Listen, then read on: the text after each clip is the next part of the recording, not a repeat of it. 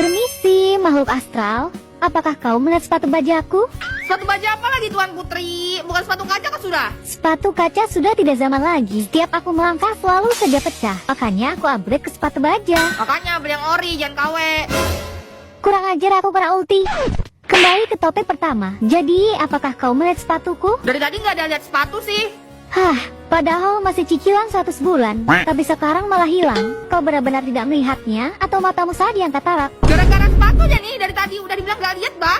Ya sudahlah, kalau begitu aku pergi saja. Tidak ada gunanya bertanya padamu. Udah stres, halu lagi, GWS ya. Oh, itu dia pangeranku. Sampai jumpa. Mana sih pangerannya? Walah, si kampret. Assalamualaikum. Look at the stars. Look how they shine for you. Wahai pangeran, apakah kau melihat sepatuku? Gak tahu, gak lihat. Dingin sekali. Harusnya aku membawa bensin lalu membakarnya. Sekali lagi pangeran, apakah kau betul-betul tidak melihatnya? Bentuknya seperti ikan buntal. Luar perak kemasan, bahan baja, masih cicilan, ngecat tiket Tonego. Oh, itu sepatumu. Itu di tempat sampah.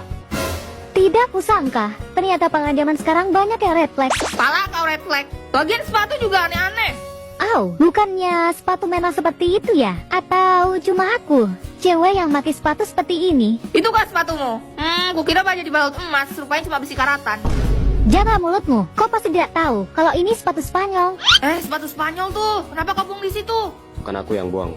Mahal tuh, aku cari masalah aja nih. Itu kalau harga 50 juta kau bisa gantiin. Bisa, tapi gak mau. Duh, salah ngomong lagi, kan jadi tulti balik. Kalian tidak tahu, ini itu barang yang sangat sulit didapatkan. Waduh, itu pasti mahal ya Ica. Tentu saja, ini kan barang Spanyol. Separuh nyolong. Pantas di tempat sampah.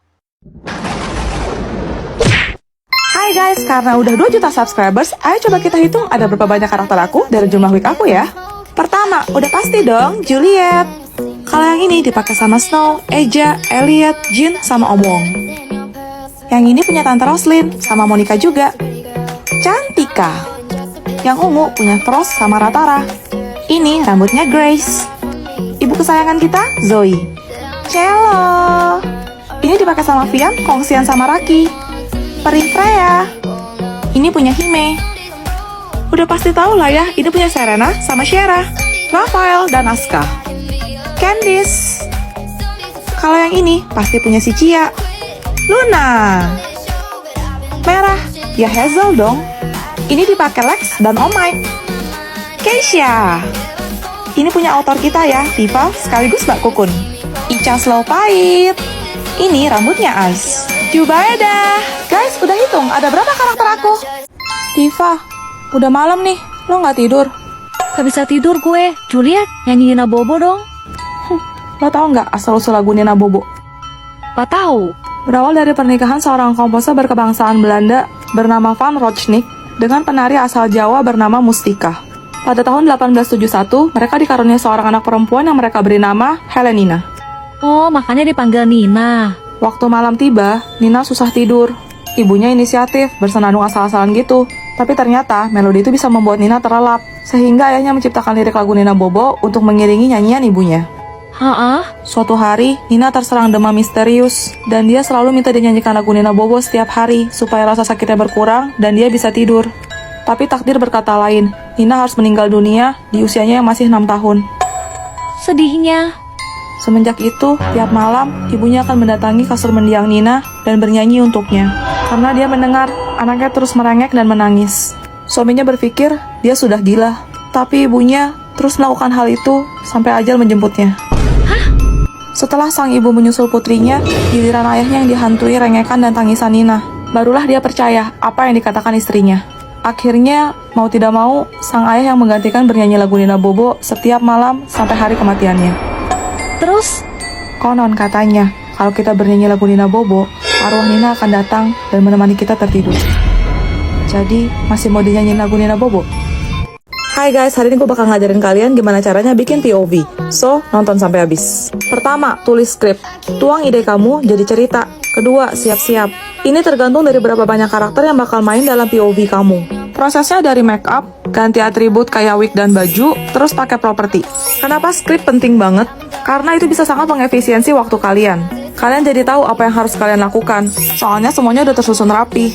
Jadi kalian punya patokan dan tinggal eksekusi. Ketiga, hafalin dialog dari karakter masing-masing. Keempat, rekaman. Ini diambil per karakter, satu-satu sampai selesai. Kelima, edit pakai CapCut. Pilih hasil rekaman tadi yang kita sebut dengan mentahan. Susun video sesuai urutan. Di sini juga kalian bisa buang background dan ganti sama background yang kalian mau, misalnya latar sekolah kayak gini. Lanjut dubbing atau pengisian suara. Oh iya, kenapa suara aku bisa beda-beda? Aku pakai voice effect ya dari TikTok. Jangan lupa masukin teks. Jadi orang bisa baca seandainya ada kata-kata kita yang kurang jelas. Kalau udah selesai tinggal diekspor ke TikTok. Posting deh. Jadi sekarang kalian tahu kan, untuk membuat satu video POV yang durasinya paling cuma 1-2 menit, aku butuh waktu dan effort yang seperti ini. So please, buat kalian yang masih suka gabungin video aku sama ASMR, tolong cepet-cepet tobat dan berhenti. Karena aku tuh jadi macet, dan video aku jadi sepi. Jujur aku sedih banget, aku capek, dan ini bikin aku jadi gak semangat. Syuting sama edit berjam-jam. Guys, kalau kalian lihat video aku digabungin sama video ASMR, tolong banget di skip ya. Kalian nontonnya di akun official aku aja, Sang Santi Fabel, oke? Thank you. Apa aku berhenti jadi kreator POV aja ya? Oke, minta jemput dulu. Coba minta jemput mama deh sekali-sekali. Sama papa sempat SD kutub mencair baru jemput. Halo ma, jemput. Ya, tunggu. Wih, kok cepat betul ma? Dijemput lama salah, dijemput cepat salah. Lama-lama gak mama jemput kamu nih. Ah iya, janganlah bah marah-marah. Ya udah, ayo cepat turun. Ya ampun, belum naik bah aku mah. Kau udah disuruh turun bah. Mampir beli rambutan dulu ya. Ini berapa sekilo? 50.000 itu bu. 30.000 ya? Perasaan tadi cuma beli rambutan. Kok lamanya kayak ngantri bakso? Udah, ayo. Aduh, akhirnya bisa cepat-cepat sampai rumah. Mampir ke Dubai dulu ya, beli kerupuk. Mas, kita udah pulang ke rumah. Kok malah ke akhirat mah? Udah, diam dulu kamu situ. Mas, bensin 20.000 di blender, gak pakai topping. Bensin kok di blender? Aduh. I love you baby. Aladin kita beda agama. Let's make a baby. Aduh, baby aja loh. Kita beda agama, Din. Ya udah, orang tua kamu kan udah nggak ada. Kita nggak harus minta restu siapa-siapa. Kak Elsa masih hidup, Din. Ya udah, jangan sampai Kak Elsa tahu ya. Oke. Ada. Iya kak. Kakak dengar kamu lagi deket sama si Udin ya. Udin Aladin. Temen. Kamu tahu kan kakak nggak suka kebohongan. Iya kak. Temen, sampai ketahuan kamu ada apa-apa sama si Udin Aladin, kamu tahu kan apa yang kakak bakal lakuin? Tahu kak? Oke, Ana, Elsa nggak tahu kan kita di sini? Harusnya enggak sih. Ya udah, kita nikah diem-diem ya di Malang. Oke. Gue bilang lu berdua beda agama dan gue nggak ngerestuin. Putus. Tapi cinta kita satu kak. Bacot lu. Ya udah Ana, mau gimana lagi? Aku hamil. Ujir. Kok bisa? Iya anjing. Kau harus nikah sama Udin Aladin kak. Aku hamil anak dia. Kamu pikir kakak akan tertipu dengan tipuanmu? Kalaupun kamu hamil, kamu janda anak. Kamu gak akan nikah sama Udin Aladin. Wih asik, besok gak boleh pakai tas sekolah gini kan? Bawa buku pakai apa ya? Tas kresek aja lah. Ih tapi takut jebol bah. Kau lihat gak buku kita tebal-tebal berat tangan hidup gini? Iya juga, gak usah dibawa aja bisa nggak sih? Loh Ser, kok kau nggak bawa apa-apa? Mana bukumu? Tuh. Kau dapat dari mana lagi tuh? Yang nggak sehewan-hewannya juga lah, kan itu ada tasnya. Kenapa nggak tasnya aja yang kau bawa? Seribut bah. Enak pakai itu, bisa buat sekalian pulang ke sekolah sama berangkat ke rumah. Oke, kebalik ya rasanya. Hai Besti. Ih najis. Ya ampun, jahatnya juga bah orang dua nih. Kok kalian bawa sejenis sih? Satu bawa keranjang, satu bawa troli. Mau belanja di mana, Pak, Bu? Ini dapat sedekah bah dari toko Alfabeta sebelah. Oh, kalau ini ibuku nggak sengaja nyolong di supermarket. Ah, gitu. Aku pulang duluan ya, Dor. Uang parkir 50.000. Sejak kapan ada tukang parkir di sekolah kita? Sampai nggak ada rodanya, Bapak pengen parkir juga. Snow, aku punya hadiah buat kamu. Ini, kamu hamil. Surprise. Ya ampun, makasih Tuhan. Makasih Juliet, aku bakal jadi papa. Oh, gak apa-apa sayang. Gak apa-apa kok, gak apa-apa. Snow, aku mau kelapa muda. Oke, bentar aku beliin. Gak mau, aku pengennya kamu yang manjat pohonnya. Mama tinggi kali. Ini bini gua kalau ngidam tuh bisa yang bener dikit gak sih? Mama dengar musik bagus buat perkembangan otak. Snow bayinya nendang. Mana? Iya loh, jagoan papa ini. Aku pulang. Snow, perut aku sakit banget, kayaknya udah waktunya deh. Apa? Kamu mau melahirkan? Ayo cepat kita ke rumah sakit. Iya bu, tarik nafas pelan-pelan, buang. Semangat Juliet. Sakit Juliet, jangan dijambak. Udah deket, dorong bu, dikit lagi. Selamat ya pak, bu, anaknya laki-laki. Selamat datang di dunia, anakku sayang. Ma, minta duit dong 7 juta. Buat apa? Top up game FF. Gak boleh, kamu itu main melulu. Lihat tuh nilai pelajaran kamu merah semua. Tapi mah, teman-temanku pada isi. Sekali mama bilang enggak ya enggak. Mama jahat, aku nyesel dilahirin sama mama.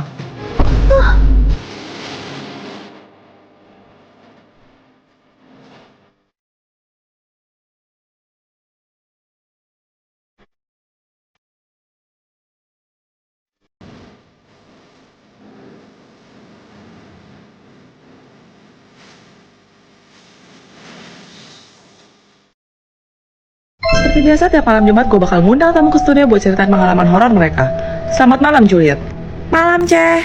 Silahkan. Kejadian ini aku alami waktu aku masih kelas 6 SD. Pagi itu hujan, dan cuma kelas aku doang yang masuk, soalnya ada air panas. Pas pulang, karena itu hari terakhir kita sekolah, kita main petak umpet rame-rame. Asik nih. Aku naik ke loteng atas. Itu kayak ruangan rapat guru yang udah lama nggak dipakai. Di sana ada meja panjang bersekat, yang kalau mau masuk ke dalam kolongnya harus jongkok gitu. Aku ngumpet di situ, terus aku tarik kursinya supaya nggak kelihatan. Ngerti. Nggak berapa lama aku dengar ada yang naik. Soalnya tangannya kan dari kayu, jadi bunyi kriet gitu. Habis itu aku lihat dari salah kursi ada yang lewat, walaupun cuma kaki doang sih. Dia pakai kaos kaki rendah sama sepatu warna hitam. Aku tahan nafas supaya nggak ketahuan. Tiba-tiba ada yang teriak, "Weh, yang jaga." Terus aku mikir, oh berarti ini teman aku juga nih, mungkin lagi nyari tempat ngumpet. Jadi aku berani keluar. Iya. Tapi pas aku bangun, aku cari, kok nggak ada siapa-siapa. Apa dia udah ngumpet juga kali ya? Aku nggak ambil pusing sih. Terus aku turun cari tempat lain. Terus selesai main, kita jajan es. Terus kita pulang jalan kaki rame-rame. Tengah jalan aku nanya dong, tadi siapa yang naik loteng atas? Siapa? Tapi katanya nggak ada, Ce. Aku kekeh dong, aku bilang ada kok. Tadi pakai kaos kaki rendah sama sepatu hitam. Terus semua pada refleks lihat ke bawah. Tapi ternyata semuanya pada pakai sendal, Ce. Aku baru ingat, tadi pagi kan hujan. Jadi semuanya ganti sepatu. Terus yang kamu lihat itu? Kaki siapa? Nggak tahu, Ce. Aku kesepian. Aku juga mau ikut main dong. Dari sini sampai paragraf selanjutnya itu kelompok 1 sama 2. Waduh, ngantuk Oh iya. Bu, izin ke WC. Iya, silakan. Oke, Bu, lanjut ya. Jadi di sini kemana lagi ya? Ke kantin dulu deh, lapar, Bah. Bu, beli donat 2. Beli soto nggak ya? Tapi duitmu nggak cukup, Bah. Jalan-jalan aja dulu kali ya. Lewati gunung, turun di lembah, berenang di laut, nyasar di gurun. Ih, kok jauh betul Bay aku sampai sini. Wah, panas. Pulang aja kali ya. Loh, kok misi Mbah, ini orang di sekolah pada kemana ya? Ini sekolahnya sudah terbengkalai 100 tahun yang lalu, nak. Konon katanya cerita orang di sini ada satu anak izin ke WC, tapi sampai sekarang nggak pernah balik-balik dan nggak pernah ditemukan. Ini prank ya Mbah? Prank itu apa, nak? Oh iya, kamu siapa ya, nak? Matilah ini kalau aku jawab aku anaknya ke WC nggak balik-balik 100 tahun. Apa nggak langsung berhenti nafasnya nih Mbah?